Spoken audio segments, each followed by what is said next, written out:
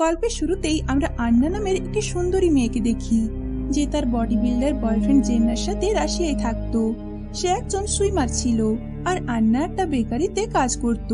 তাদের যখন প্রথমবার দেখা হয়েছিল, তখন আন্না একদম পাতলা ছিল, কিন্তু গত কিছু মাস ধরে তার ওজন বেড়েই চলেছিল।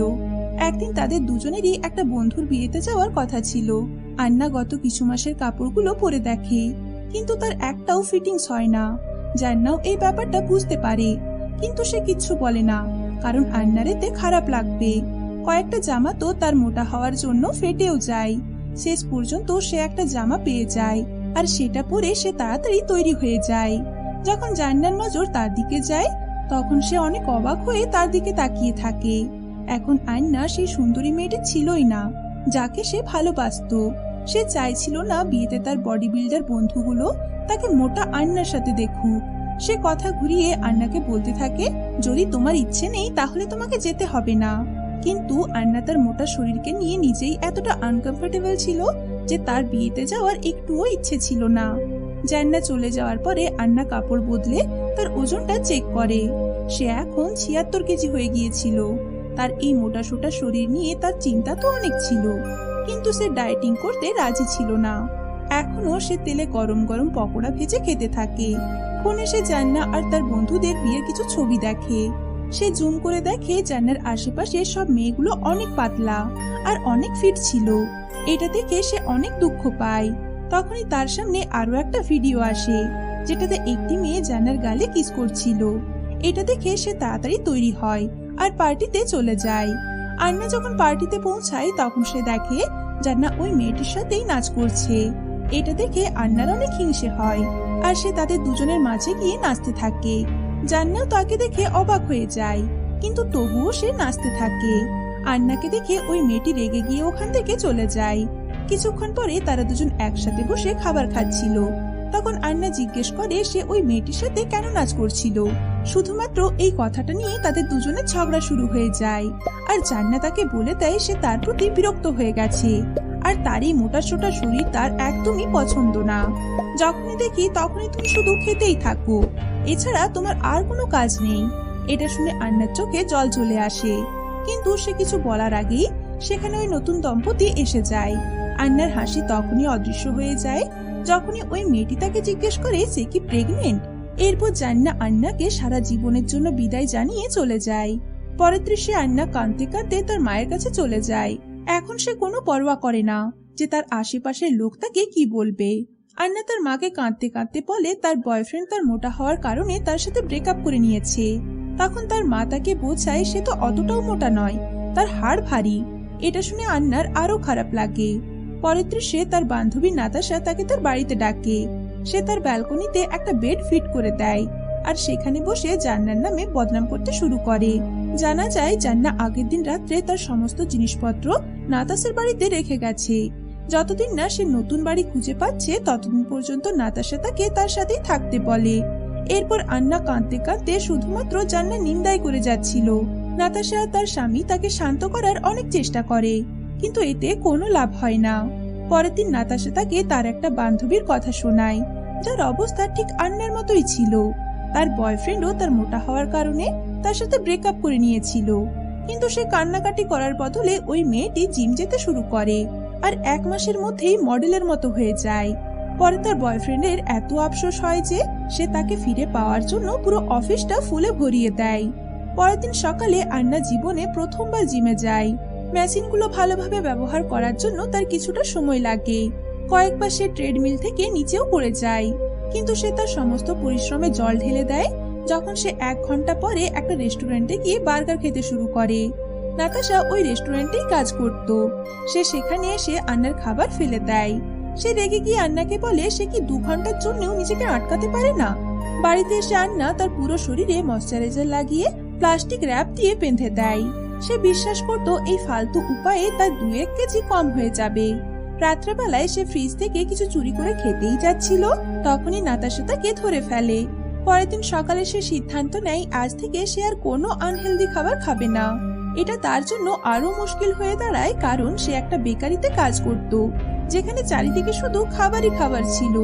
কেক বানানোর সময় সে ভুল করে তার আঙ্গুল চেটে নেয়, আর এর বদলে সে ওই সময়েই 10 কোয়ার্টস করে ফেলে।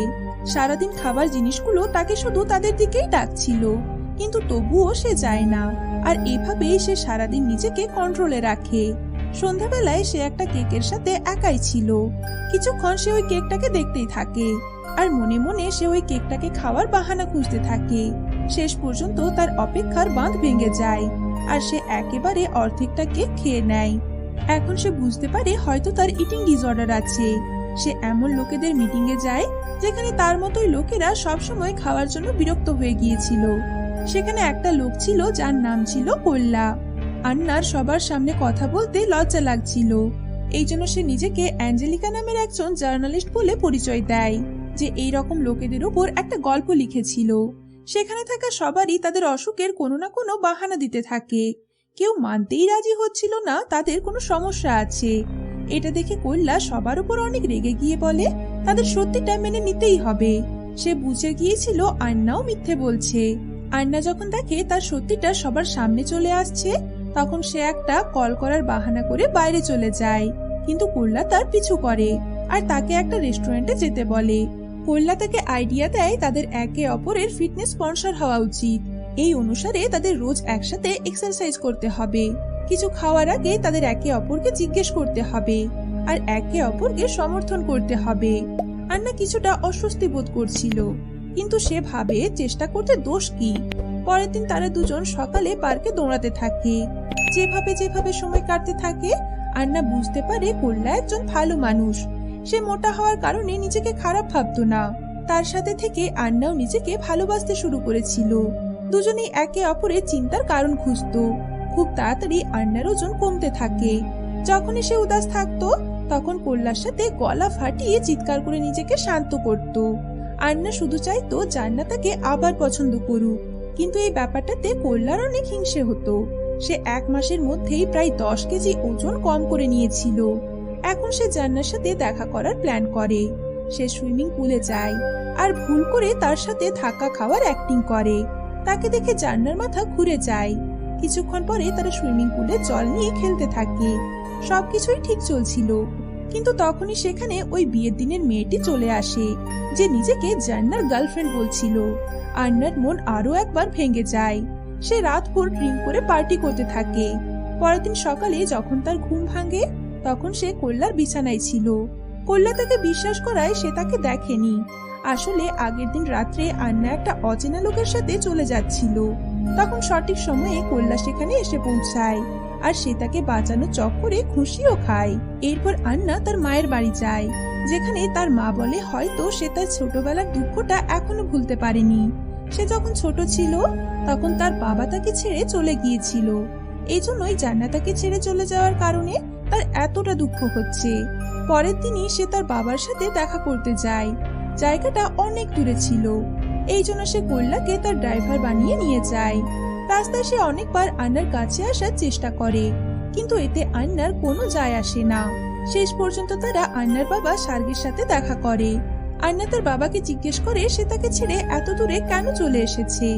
সার্গে তাকে মনে করিয়ে দেয় সে তার জন্মদিনে তার সাথে দেখা করতে এসেছিল, কিন্তু সে জানলা থেকেই তাকে তাড়িয়ে দিয়েছে। এরপর রাত্রেবেলায় আন্নার হাত থেকে ভুল করে একটা মোমবাতি পড়ে যায়। এর ফলে পুরো কাঠের বাড়িতে আগুন লেগে যায়। সার্গে জোরে জোরে আন্নার উপর চিৎকার করতে থাকে। তার কাছে আন্নার জীবনের কোনো মূল্য ছিল না। এই জন্য সে তখনই সেখান থেকে তার বাড়ির উদ্দেশ্যে বেরিয়ে পড়ে। বাড়িতে ঢোকার আগে সে কল্লার নাকে একটা কিস করে। কল্লা অনেক খুশি হয়ে যায়। তার কাছে টাকা না থাকার কারণে সে তার ঘড়িটা বিক্রি করে আন্নার জন্য ফুল কেনে। অন্যদিকে জান্নাত তার কৃতকর্মের জন্য আন্নার কাছে ক্ষমা চাইতে যায়। কিছুক্ষণের মধ্যেই তারা ঘনিষ্ঠ হতে শুরু করে। এরপর কল্লা যখন ফুল নিয়ে সেখানে আসে, তখন সে তাদের দুজনকে একসাথে দেখে ফেলে। সে উদাস হয়ে সেখান থেকে চলে যায়। এদিকে জান্নাত বলে সে আগের থেকেও আরো বেশি সুন্দরী হয়ে গেছে। তখন আন্না বুঝতে পারে কাল যদি তার ওজন আবারও বেড়ে যায়, তাহলে এই লোকটা আবার তাকে ছেড়ে চলে যাবে। সে বুঝতে পারে সে জান্নার সাথে থাকতে চায় না, এই জন্য সে জান্নাকে চলে যেতে বলে। সন্ধ্যাবেলায় আন্না কল্লার বাড়িতে যায়, যেখানে তার একটা বন্ধুর প্রয়োজন ছিল।